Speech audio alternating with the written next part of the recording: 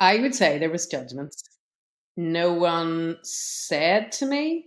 There is a narrative which, again, really important to bring to the table, and it is fetishization of mixed race children. So the Kardashians have them. They're really cute. I'm going to have a cute baby, cute brown baby. And then there's the objectification of black men. And none of that sits well with me, obviously. And so there was an element to that. And I'm not that person. Like, I'm just not that person. And so that may have been in my mind. I may have been judging myself. Maybe no one thought it at all. But comments have been made like, oh, you've a mixed race child, you must love black men. I hate those words coming out of my mouth. I really hate it because Every L podcast. Every L podcast. Welcome, ladies and gentlemen. I'm your host, Matt Brown, and you're listening to the Every L podcast. Each episode, we'll have a different guest come on and talk about when life hands you an L, is it really a loss or is it something else? Because not every L's a loss. So sit back, relax, or do whatever you guys do to get comfortable as we get into this. Let's go.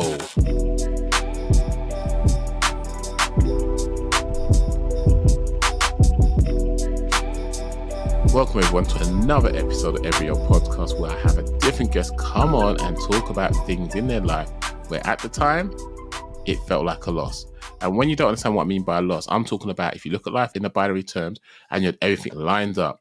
I'm gonna wake up, I've got my clothes ready, I've got my shoes ready, I'm freshened up, I've brushed my teeth, I'm good to go, I've fed. The bus is meant to get here this time. You walk out the door, the bus ain't there, the bus broke down. That's a loss. Sounds stupid and insignificant, but you don't know what that rest of the day had planned for you. Things like that happen all the time on smaller scales, on bigger scales, but it's personal to us for various reasons. That's what we're going to explore. I have a guest who I will say is fantastic. People know she's fantastic because she's been on before. And I'm so grateful that she decides that she wants to come back on and share a little bit more about what she had to go through growing up, because she's so eloquent, she's so passionate about what she does, she's a fantastic specimen of a human being, and I just so grateful for all the things she does and the people that she represents who may not have the voice or have the platform enough to be able to say what needs to be said. So without further ado, I have Orla. Orla, how are you? And please introduce yourself to those that haven't listened to the previous episode you was on before we go into your first L. Hi, thank you so much for that beautiful bio. I am privileged, I feel privileged to be back on. Our last episode, I talked about some really tough things, and I feel like I've come out the end of a challenging few years. So I'm really happy to bring something, a bit, I feel more positive, I feel more energetic to be here. So my name is Orla McKeating. I am a founder. I'm a founder of Still I Rise Diversity Storytelling. I'm a single mother to a mixed race son, Elliot. And my purpose in life is to create trusted spaces where all people feel seen, heard, valued, and supported. And how I do that is through my work. It's through what I speak about online. It's through what I learn and unlearn and relearn in my own time. And it's doing things like this and really having difficult conversations, I suppose, to reduce stigma and make the world kinder and better. Can you imagine, folks? It sounded like she had that all lined up, ready to spew out.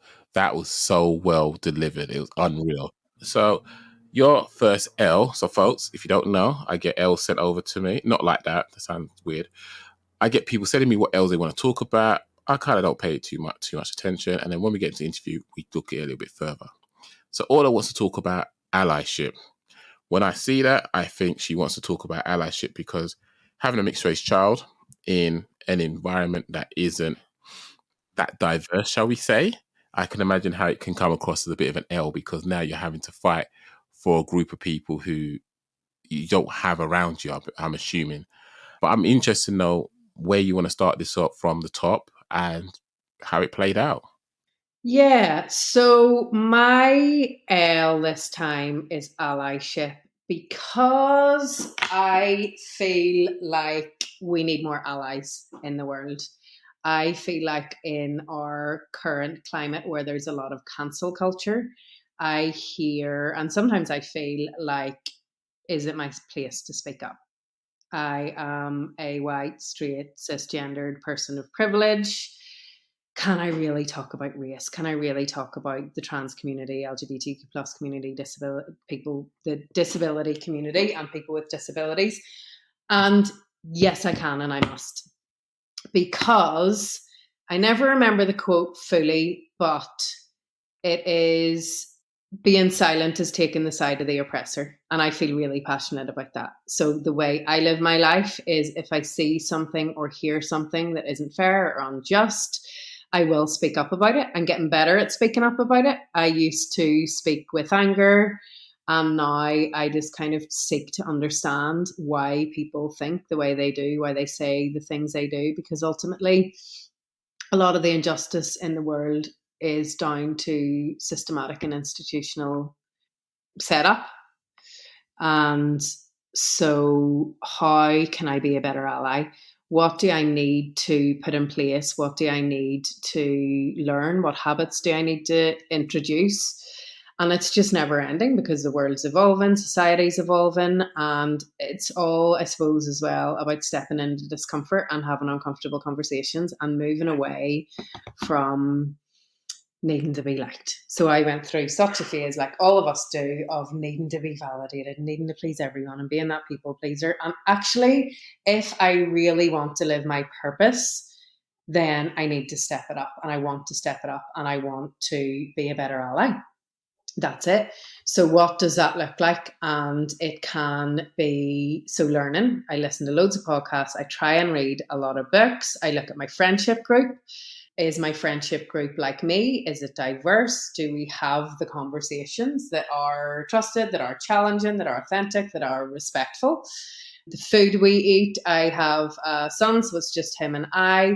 The food we eat in the house, the conversations we have in the house, the things we watch on TV, the things that he has access to as well. So he's getting a bit older where he can be on YouTube, where he can be online. And it is just really, it's a lifestyle. Like, allyship is a lifestyle. And I think we all need to be allies.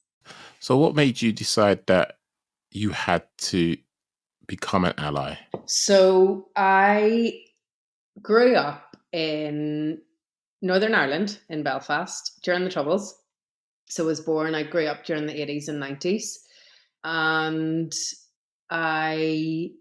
it was a very segregated society. So it was green and orange, Catholic, Protestant. We were very privileged. We lived in a mixed area.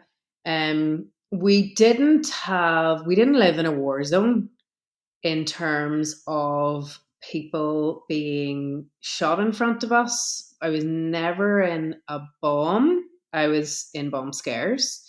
It's so normalized for people in my generation that actually, whenever I even speak about it like this, or whenever I speak about it outside Ireland, it actually is not, it is very random. So when we used to go into town shopping, we had to go through security. When we went to the airport, we had to go through security.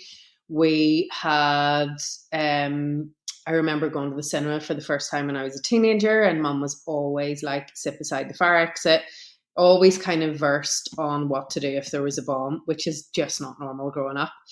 And so all I really knew was, and the mindset was very segregated as well, which is passed down. And obviously transgenerational trauma as well is a huge thing in Northern Ireland. I think we have the highest rate of male suicide, second highest in the world, possibly. I'll share the actual fact. And very much still in a society and a culture where it's like, just pour on, like, you'll be fine, don't talk about it, it's grand. And so it was like living in a goldfish bowl. Everyone was like me, they looked like me, they spoke like me, and they thought like me, and we were just sheeple, really, and that was safe. But it's so random, I always felt a little bit different. And I don't know what it was. I kind of know now. I think my brain works a little bit different than most people's brains. But I grew up like that, and I always kind of knew that there was more, but I wasn't sure what it was.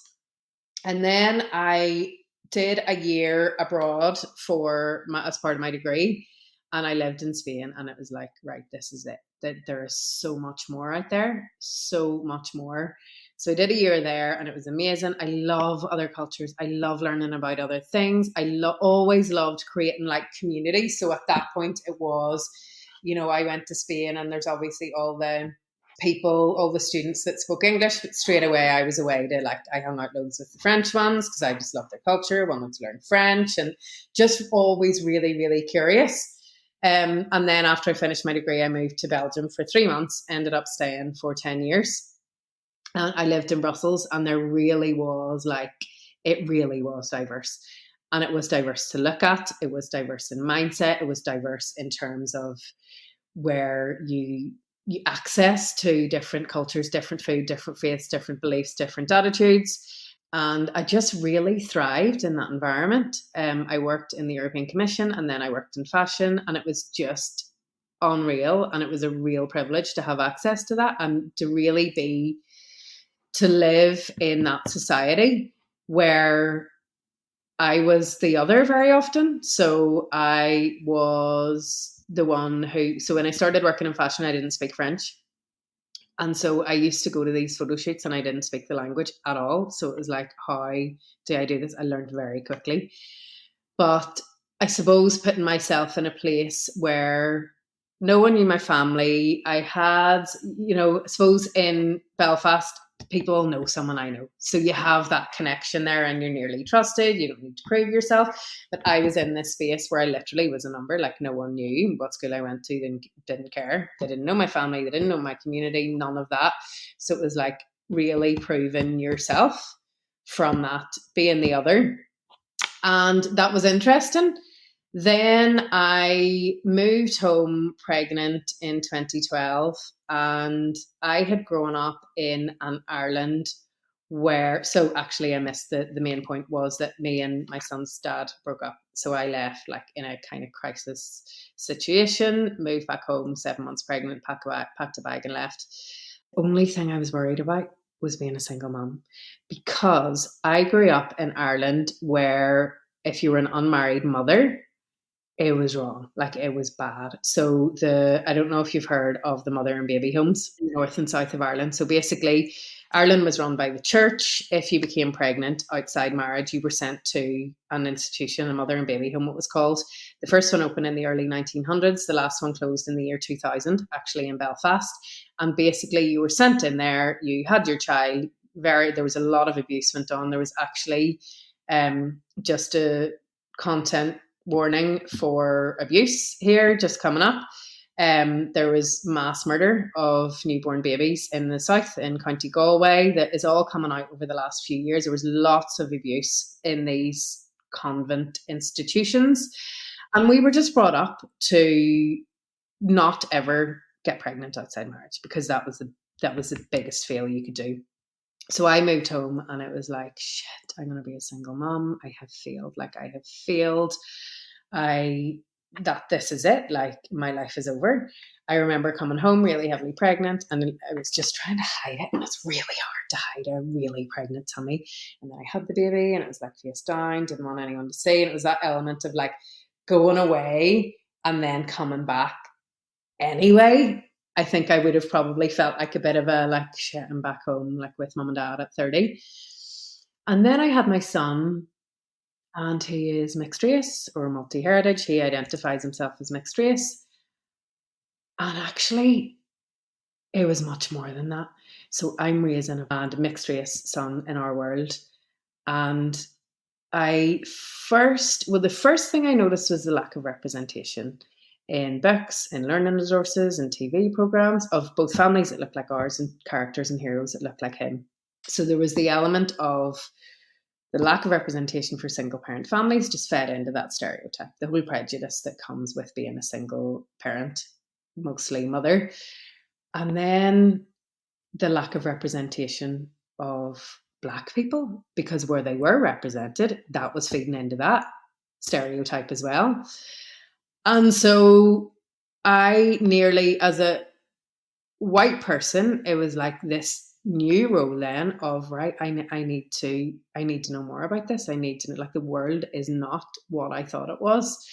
And he first experienced racism in school at 6 years old, and it was just brushed away. It was like, that's not a thing. Like, you have imagined this, he's imagined it, racism doesn't exist. And that was it. Like, that was the point where I was like, right, I need to do something about this. And I think that was the real aha moment in my life, where it was like I was on my own. So I had always kind of got everything that I wanted or needed. And at that point, no one got it. Like, no one got it. So it was like, nearly no one really said it directly, but no one got it. So whenever I'm talking to my white friends and family, it was just like, yeah, but maybe it's not. Like, maybe he did. I was like, right, well, I'm going to get to work then. Reached out to other multi-heritage families, read books, reached out to community groups. Actually, that's probably around the time we met a couple of years after that. And it was just like, right, well, I'm gonna not fight my son's battles, but I need to be that. I didn't know what an ally was then, but I need to be that person. I need to understand, and I want to speak up, and I want to raise awareness on this. And then it went, the more I knew, then it was all of the intersectionality that comes with that. So it was all of the underrepresented groups, and the barriers and the challenges and the prejudices and the discrimination and the abuse that does go on. And that's when it changed for me. So now it's like, how do I influence people who don't have a mixed race child, or who don't have a friend with a disability? How can you influence allyship? Because unfortunately, the people who make the big decisions are the ones who are not underrepresented. That's really interesting, because I wanted to ask a question. So before having your son, how apparent was it, and this is before you traveled away, how apparent was it that there was a lack of diversity in your community? Well, it wasn't. There was one black family, my best friend at primary school. So when I was from 6 to 11, she was mixed race, but that was it. Like, I was so unaware before I went away, because I suppose it was all I knew. So, like, any other or othering was Protestants, because I was Catholic. I mean, a mixed marriage in Ireland was Catholic and Protestant. And some people still think that that's a mixed marriage. And so that's nearly the thing, kind of circling back to how then do I, or do we, or can we influence the people who still think like that, who will never leave the country, who live in their communities where their parents, grandparents, ancestors literally have lived in the same street, where they're marrying friends of the family? And how do we influence those people to raise that awareness and to make change, Yeah. If you grew up, and as far as you're concerned, this is life, this is all I know. There's a mixed race person whose skin looks a little bit different to mine, but it's calm. I catch a tan. We look the same. Twinning, yay. You then grow up. You then fall for someone on your journeys. And, we're not going to go into that topic, which is fine. But, you fall pregnant. What was the biggest concern at the time you fell pregnant? The fact that it was outside of wedlock, or the fact that the child was going to be different, aka mixed heritage?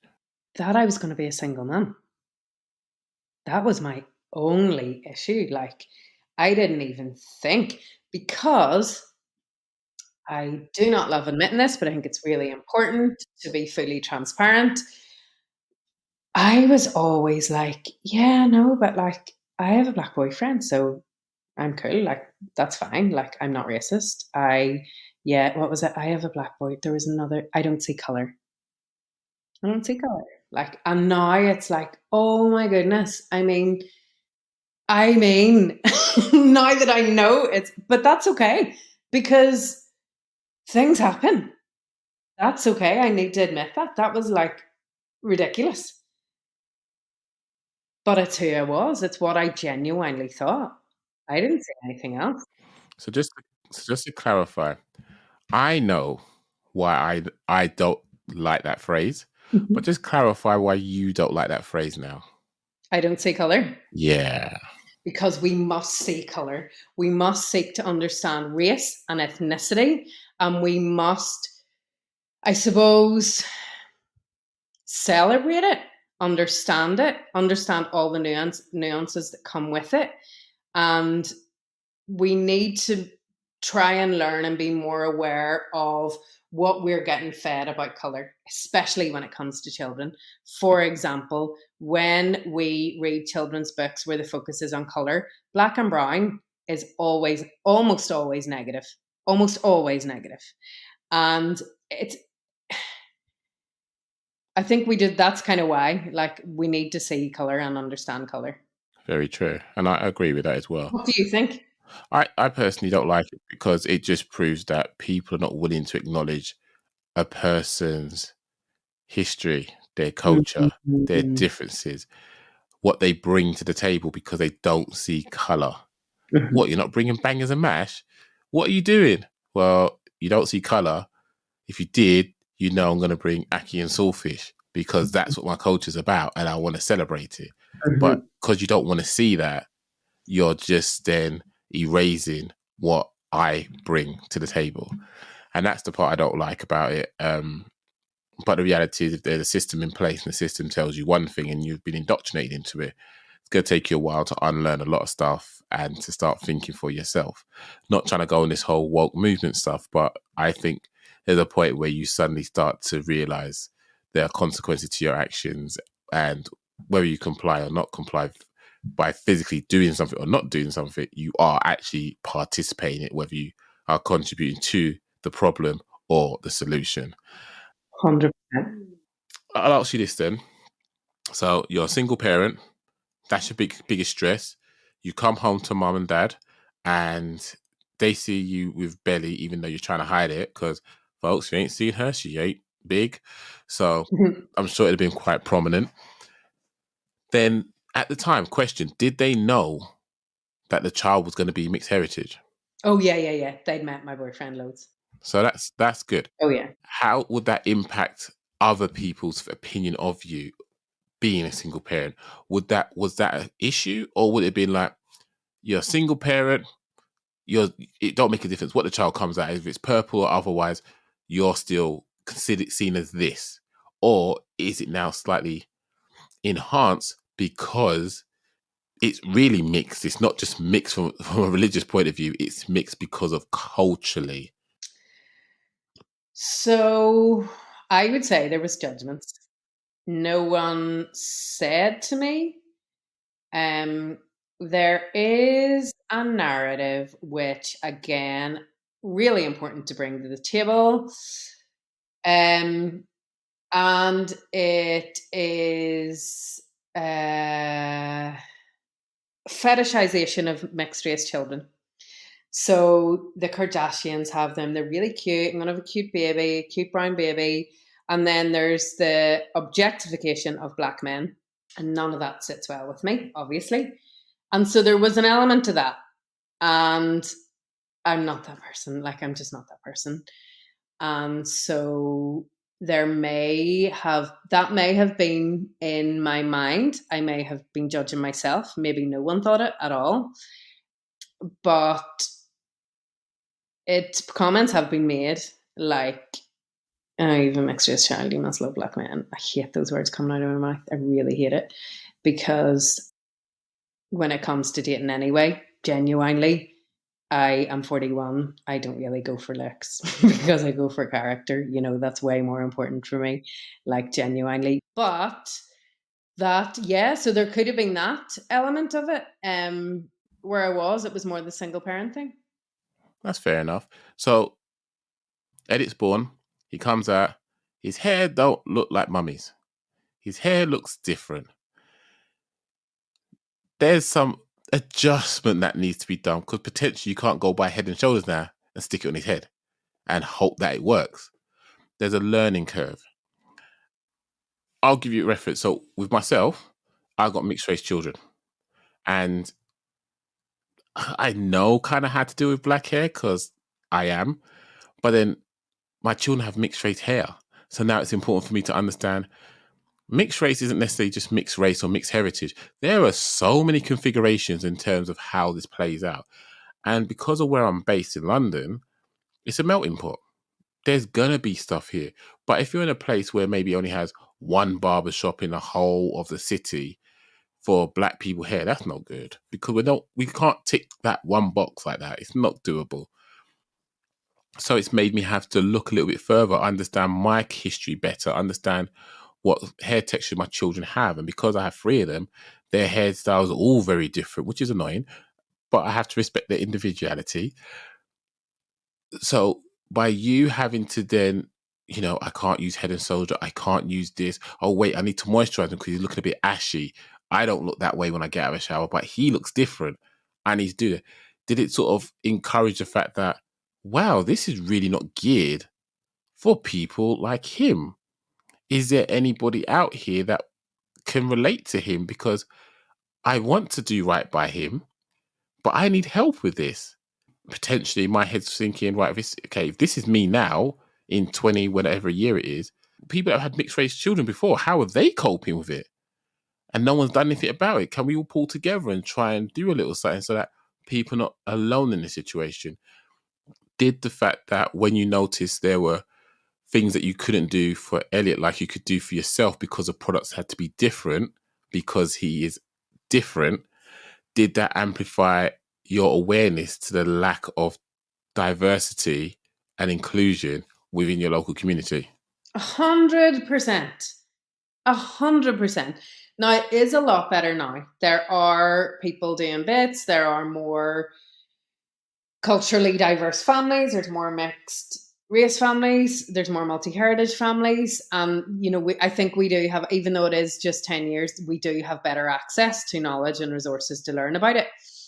But at the time, it was like, I remember standing in boots and it was like, what do I actually do? Like, where do I go with this? And, I suppose the more that I was learning, it's more than hair, like it's identity, and it's celebrating Elliot's culture or Elliot's heritage as well. And so I think it did. And it was really isolating because I didn't know who to ask or who to talk to. And who was amazing? And I'm going to just say this, and it's a huge name drop, but I don't even care because she was incredible. It was 2018. And it was Belfast Book Week, and I decided to go to this thing. And it was an interview with Rennie Edo Lodge, and Emma Dabbery was interviewing her. And I'd never heard of Emma before.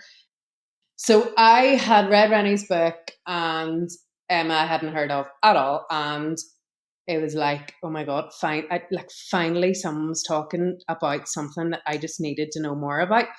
And I put up my hand at the end and I asked I don't even remember what the question was, but I think what I was saying was, can someone actually help me here? Because I just don't know what to do. My son was getting, stuff was happening in school with him. And I read Emma's book, Don't Touch My Hair, straight after. And it was like, right, okay.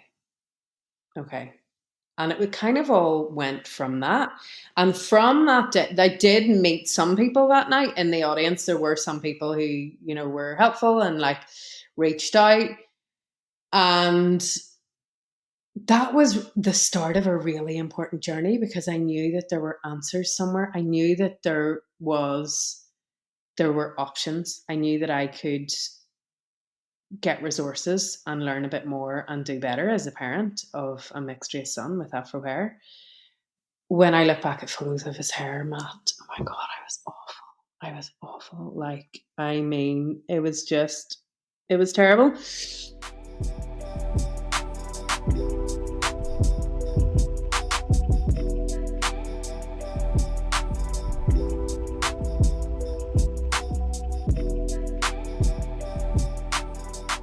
But when you know better, you do better. And he now is so proud of his hair. So you just saw him. He's nearly 11 actually. And he always has his pick with him. He really looks after it. We look for products together. Sometimes we find new products. It's great. It's exciting. He'll read up on it too. We found a black barber who knew his hair, and I think as well it was really important for him to have a barber that looked like him and understood the hair. And he just wears it like a crown. That's amazing. He's proud of it, and that's where I want him to be. That's beautiful, because growing up wasn't the easiest for myself, especially when people say you had big lips and whatnot, and you look at people now going, so you cussed me for my big lips, and now you're walking around like a duck. Right. So, and then, oh, look at that girl's bum, look how big it is, and here you are getting a BBL. Try to kill yourself off. You're paying someone to sort of play with your life like that but I digress. Those situations for me is crazy, but I love how he's managed to find people he can relate to. And I guess I'll kind of go off on this a little bit and say, the way your hair is, you could watch any Disney movie and you could probably say, I can do that hairstyle. You watch most people that was on TV at the time in the 80s and 90s and say, if I want to do that hairstyle, I can do it. If you don't have someone on TV that's rocking that hairstyle and they're the main character and they're like the coolest kid going, and you're like, I want to be like that, but you can't do curtains because your hair texture don't drop like that. But you got someone like Mr. T or Eddie Murphy, or someone that Eddie Murphy wasn't age appropriate, let's be fair.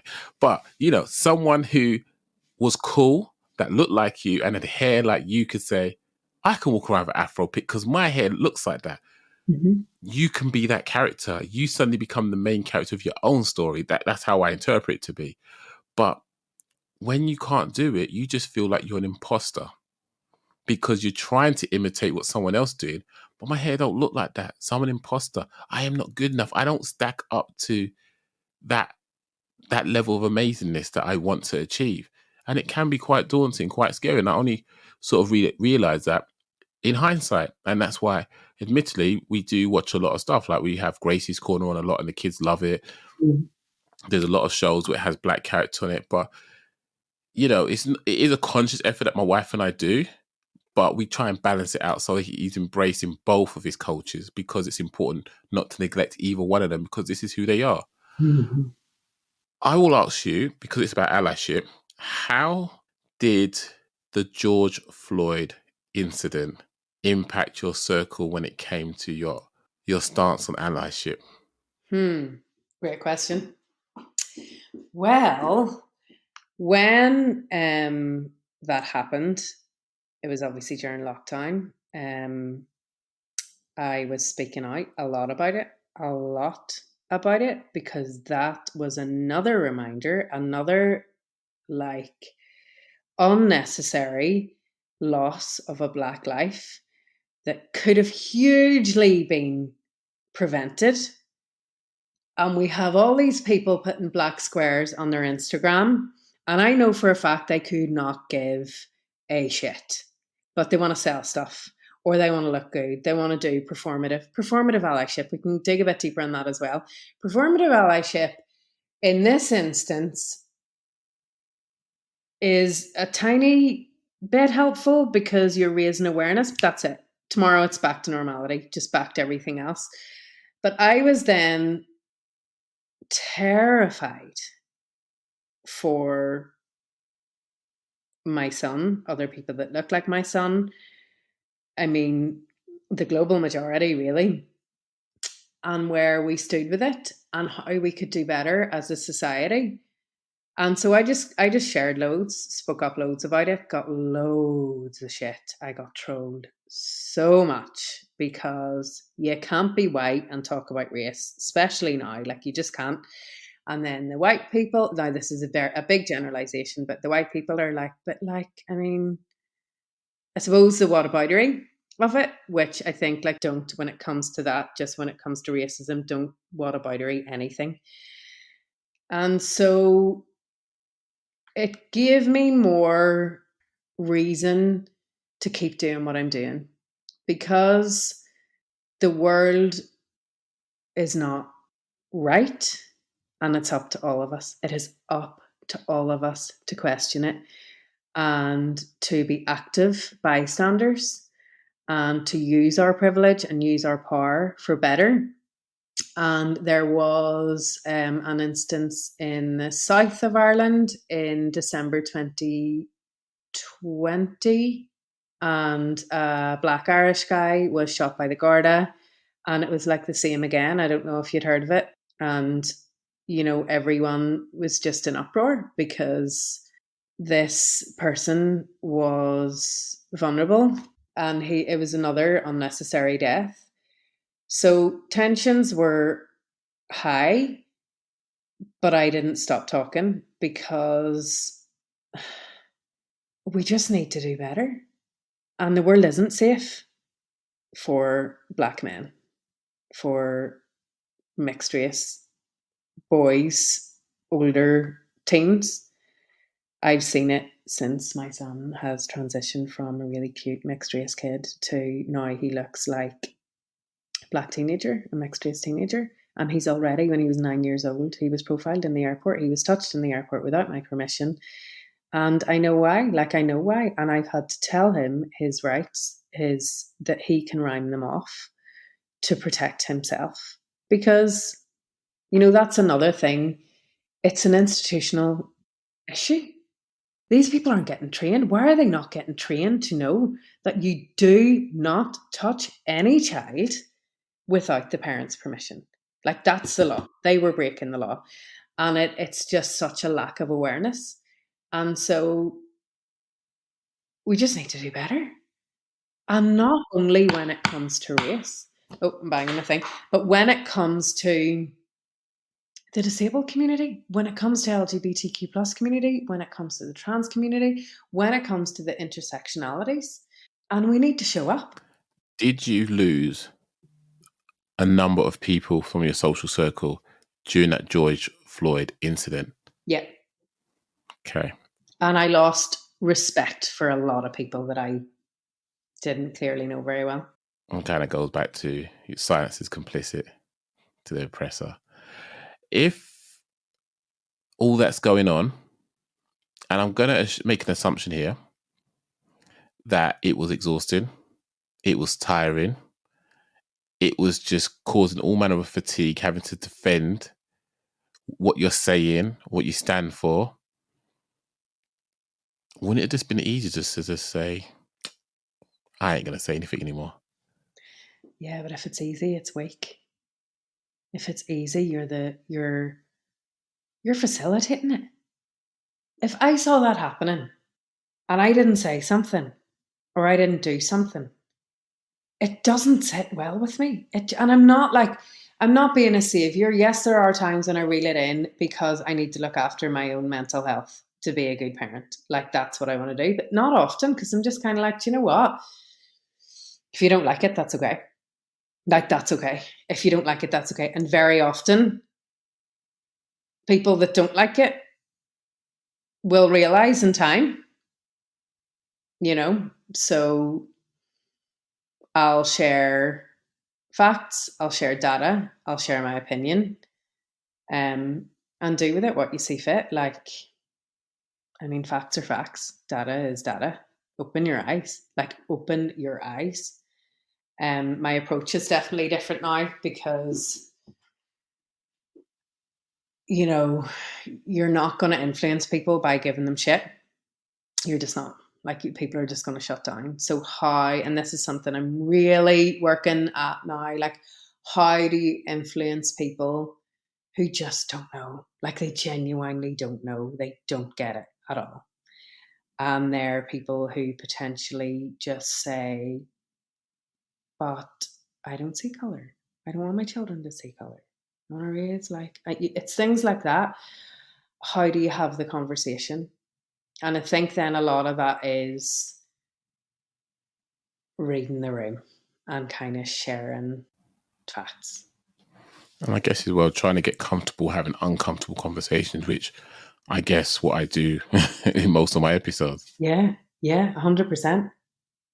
If we go back a little bit, what would you say was your hardest and lowest point when it came to you being an ally, where you was questioning if the effort was worth it, or potentially that you was being overzealous because you wasn't letting anything drop. You was catching everything and you was dashing it back at those people that were throwing the stones in the first instance?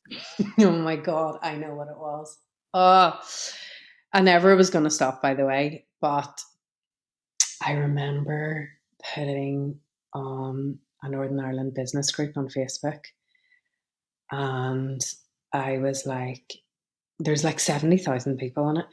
And I was like, can we have a list of the black-owned businesses in Northern Ireland, please? That was it. And the amount of trolling I got. I was called sectarian.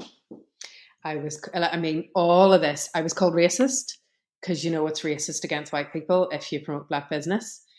And at the start, I was answering to every comment. And then I was like, fuck this shit. I'm just fucking not. Like, go and fucking educate yourself. Like, it's 2020. You've access to Google. Go, like, this is meant to be a safe space. So I messaged the guy that runs the page, right? And I was like, this has got out of hand. Take the post down.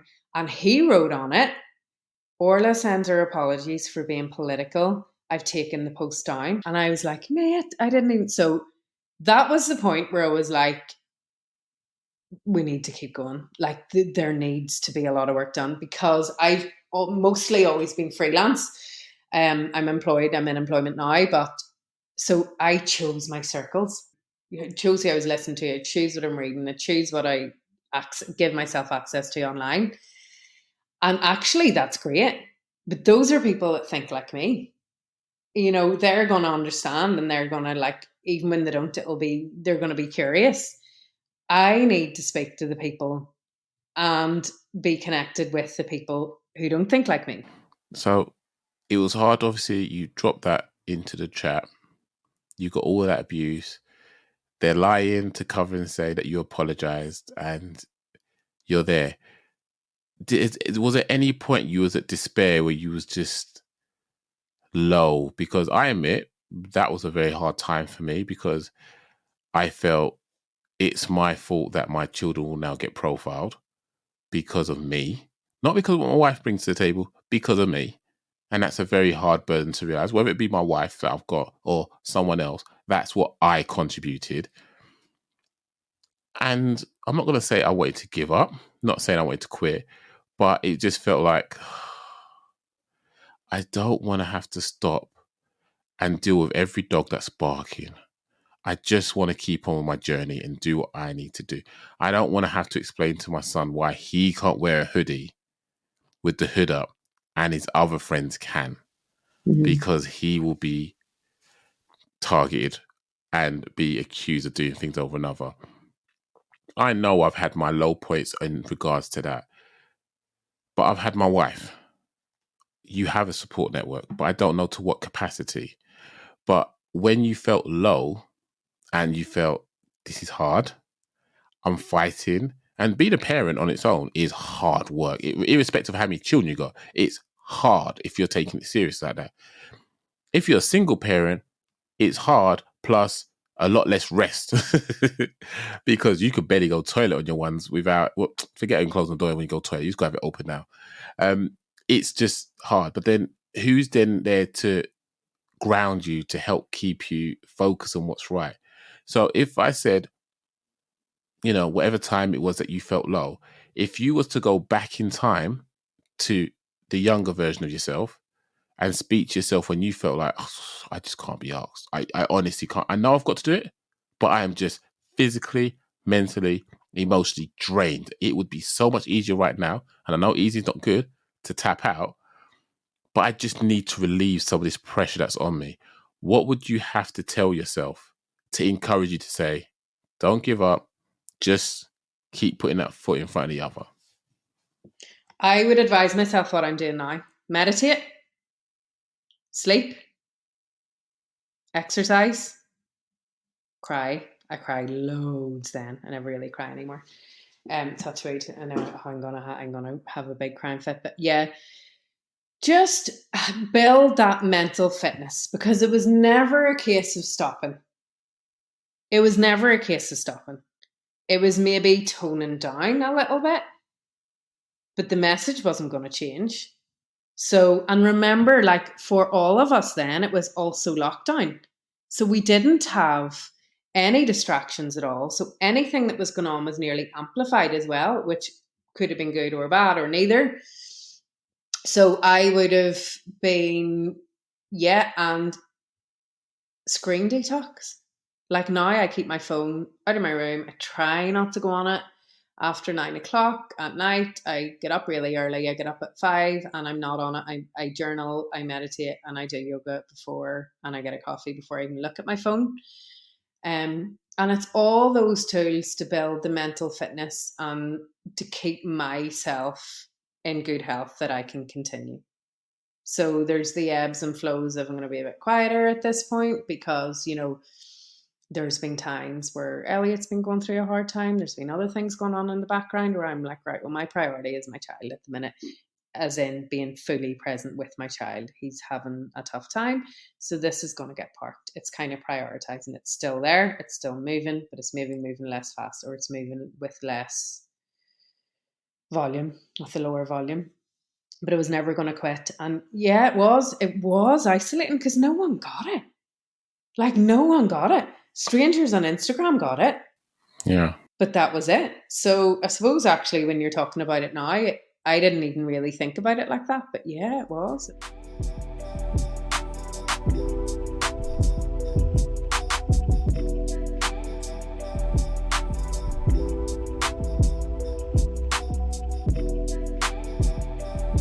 Well, if you think about it, Supermalt, so many black folks drink it. Where were they when it came to George Floyd? Did they say anything? Mm-hmm. And it's all these brands that are meant to be people that are for the black community, yet where were they? And it can be exhausting. And I'm just, one of the things I've kind of learning, well, I've learned it for a while, but I'm always still learning how to do it, is it's not about winning in that way every time. Sometimes you got to say, do you know what? In a simpler way, I agree to disagree, but it's all right for me to just take it now. And I don't need to win this battle as long as the war is eventually won for the right reasons, for the right team. And I think that's just... Yeah, that's it. It is up to all of us. And we can't do everything all at once straight away. And people are going to disagree, and that's fine. Let them. In fact, better. Challenge me. Tell me why. Help me understand why you think like this. Help me understand why your point is valid in terms of, you make everything about race. Oh, the more you talk about race, the more your son's going to feel like racism. Like all of those things, it just chips away. Yeah. And that's okay. That's okay. And that's the whole mental fitness thing. Like if I want to go to battle, I need to put my armor on, and that's my armor. And that's why, you see my CSINs every Saturday. That's why I do it.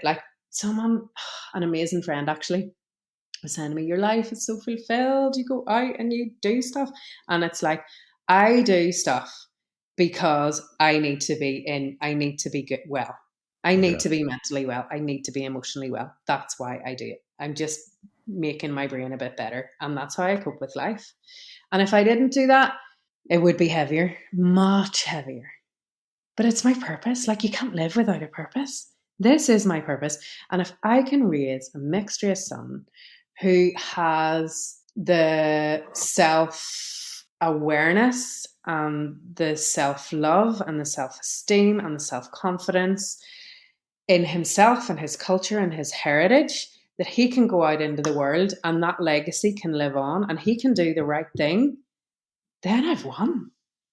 That's it. That's all I want. I'm not in it for power and glory, although there was a point where I did love the I'm going to do this and I'm going to do this and sharing everything online. Of course there was.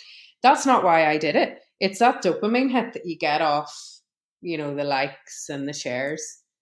And now it's just kind of like, It's deeper than that. I'm just doing it. Like, that's it. Like, that's it. And I try and find Black role models for my son.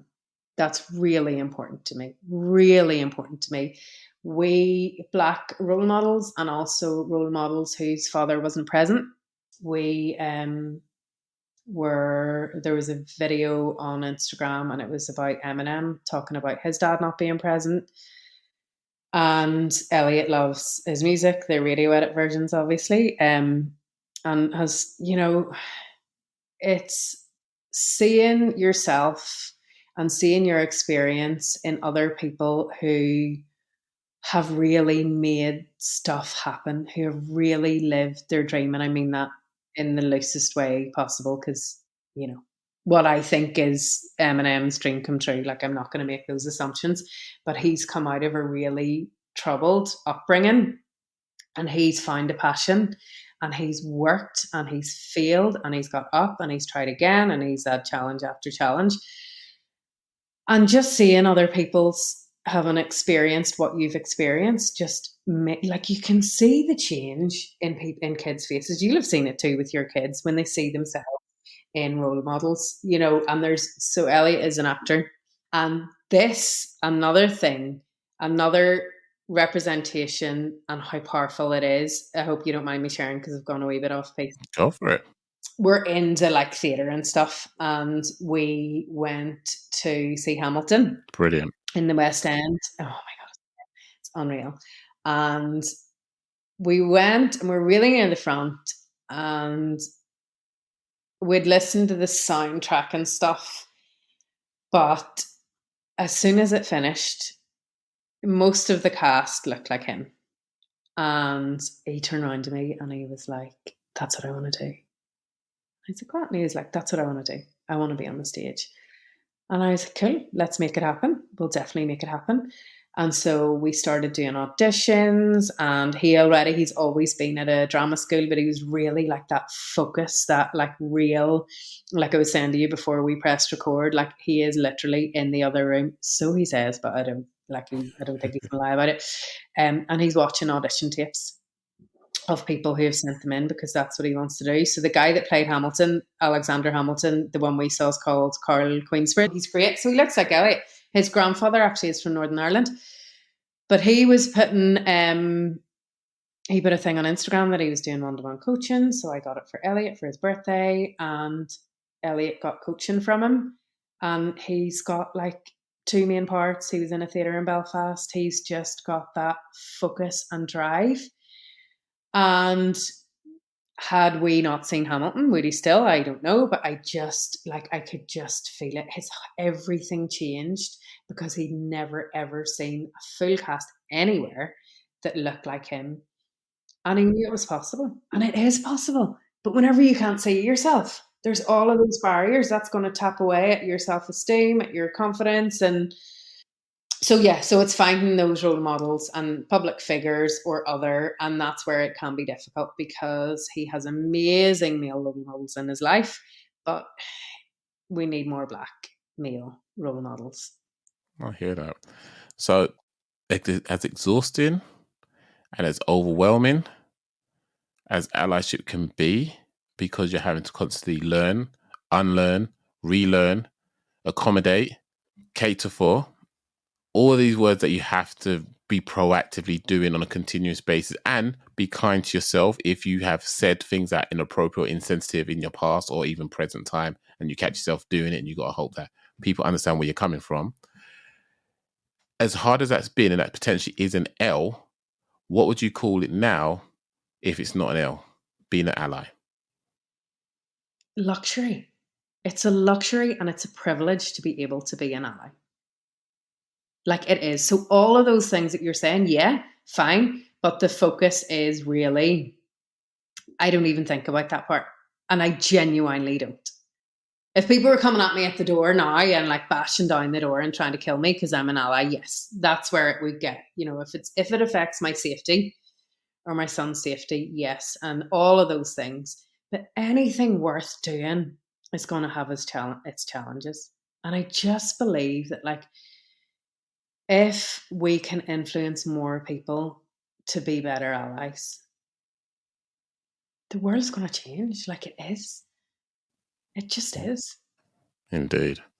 So what I'm going to ask you to do for the next 2 minutes, please plug yourself and everywhere you are and what you got going on, so the fine folks can catch up with you if they would like to hear more from the amazing Orla. Okay, so my main platform is Instagram, and it's at The Real Orla Veronica. I have a micro following. I got hacked at the end of 2020, which is actually a good thing. I started off a new platform, and it all comes down to my purpose of creating trusted spaces where everyone feels seen, heard, and valued. I share my life stuff. I share random facts. I share my journey. Then I have my business, which is Still I Rise Diversity Storytelling, and that's on my Instagram bio. And that is, again, learning through stories. We do story sessions, we do workshops, and we do training for adults.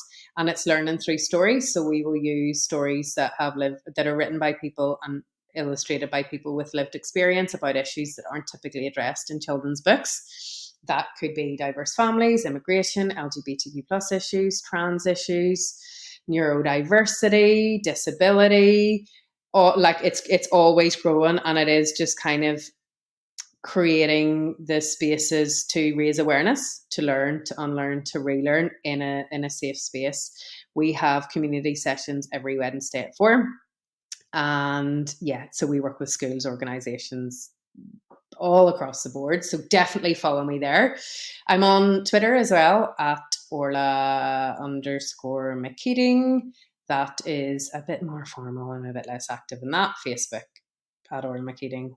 Same as Instagram. I wouldn't go too mad on that. And just connect and chat and keep listening to Matt's podcast, because it really is. I love doing this because life is so bananas that you're nearly on the treadmill of life and you forget why you do what you do. And so to have the opportunity to actually sit for an hour and be like, this reminds me that this is why I exist. I really do think this is why I exist. Thank you so much for jumping on again and sharing all that you did. The way you rattled off your whole thing within 2 minutes, I saw you take breath and you was doing it like an Olympic swimmer. You like Michael Phelps there, just wow. Wow, that was incredible. So thanks again for jumping on and for sharing all the amazing things that you do for underrepresented groups. Thank you for sharing about your amazing son, and I'm sure you're not the only one that's gone through what you've gone through as a single parent, and it hopefully will give hope to those that feel like things are slipping through their hands. They haven't got a grasp on anything. And I would like to say to them, in those situations, sometimes being a parent is difficult, like really hard, and life in general can be very hard. But whenever you feel like this moment is too much, it's overwhelming, just remember it's probably a blip. And in the grand scheme of things, this blip is nothing. It's a speck. It's a moment in time that you will think back on, but you'll then allow it to drown out and overshadow all the good things you've done in life. And not just for yourself, but for others who are benefiting. Like by being an ally, you're speaking up in rooms that other people are not allowed to enter into for one reason or another. Whether it be because they're a guy, because they're a girl, because they're this complexion, that culture, whatever. And it's so important. And I love what you do. I love how passionate you are, because there is a phrase that I absolutely adore that says, nothing great was ever achieved without enthusiasm. And you have that in abundance. So for you to keep doing what you're doing, for those that may not be able to enter those spaces, I thank you. I appreciate you. And I love what you shared. And I hope that all my listeners have managed to get something from this conversation. And just hit up Orla, find out what she's about, what she's doing more so, because trust me, this episode, the last episode, we're scratching the surface. She is just unreal. Don't worry about if you feel that things are too much for you, because it's not a bad thing. It just means that you're doing a lot and a lot of responsibilities on your shoulder, because you are able to carry that burden. If you feel it's too much, reach out. You'll find a support network.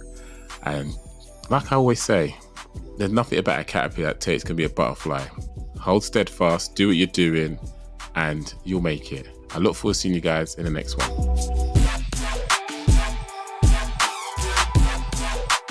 Every L podcast. Every L podcast. Every L